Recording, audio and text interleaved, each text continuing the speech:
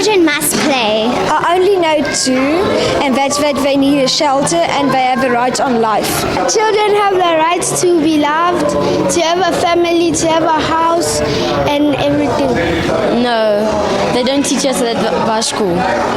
We believe that children have the right to play and express themselves through play. So our arenas provide a healthy, safe environment within communities where children and adults alike can come in, have some serious fun, relax, socialize, of course with the added health benefits that trampolining provides. So our trampoline experience gives both development for mental and physical growth and development. And it is important that there are these kind of facilities within the community.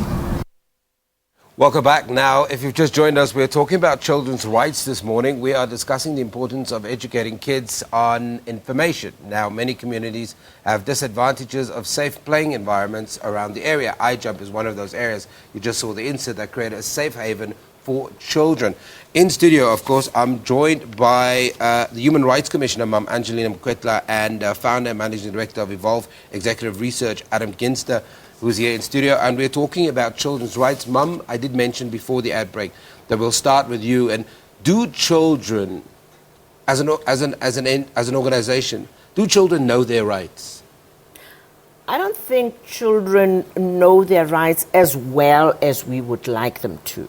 And that is why we work closely with various stakeholders, particularly government departments, and our duty is to hold those government departments accountable for any violation of children's rights. For example, at the beginning of the year, there was a hue and cry about the children who were not likely to be accommodated in schools. Yeah. Now, because of our mandate, we were able to say to the MEC in Gauteng, Panyaza Lisufi, that we would like to see you, sir, to talk about Can I interject there? You talk about your mandate. Just explain very quickly that mandate in relation to children. Okay, our mandate is to protect human rights within South Africa.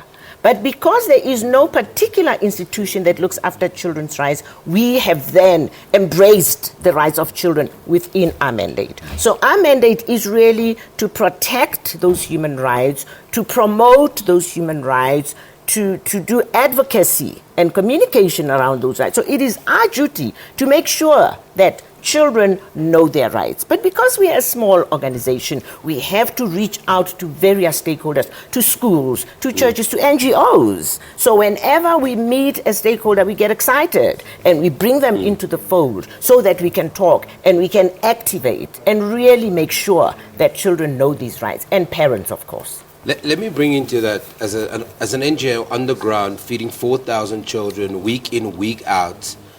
What are some of the biggest issues you're facing on the ground when it comes to children? In the ad break, you talked about a lot of these children don't have parents. Mm-hmm. Yeah, I think we forget. I'm very fortunate enough to have had parents, and my daughter has parents, and you just take it for granted. And then if you think that these children, some of which are born without any parents, they're completely lost. And coming from a space of that privilege, you immediately recognize the opportunity to assist. And it's fully encompassing. The most critical thing is about being a role model. Some of the children, that, particularly the younger, perhaps may not be able to understand in terms of trying to communicate. So the manner in which you hold yourself, your values, all of that is so important, so that the children can actually see physically how to act, how to behave, and it's transferable if you lead by example. Ma'am, very quickly, what in the intro we talked about, and I'm going to read this line: nearly every government in the world has promised to protect, respect, and fulfill these rights, yet they are still being violated. Why do you think that is? Very quickly. I think at times we as adults get so engrossed in our own selfishness, in our own, what we believe are our rights, that we forget these vulnerable little people that we bring into this world. So children's rights are being violated, and that is why we need the good people. There's a lot of good people in this world. We need the good people to come together and to keep raising the flag for children's rights. And whenever we see those violations within the Human Rights Commission, we can call people in and say, now let's sit down.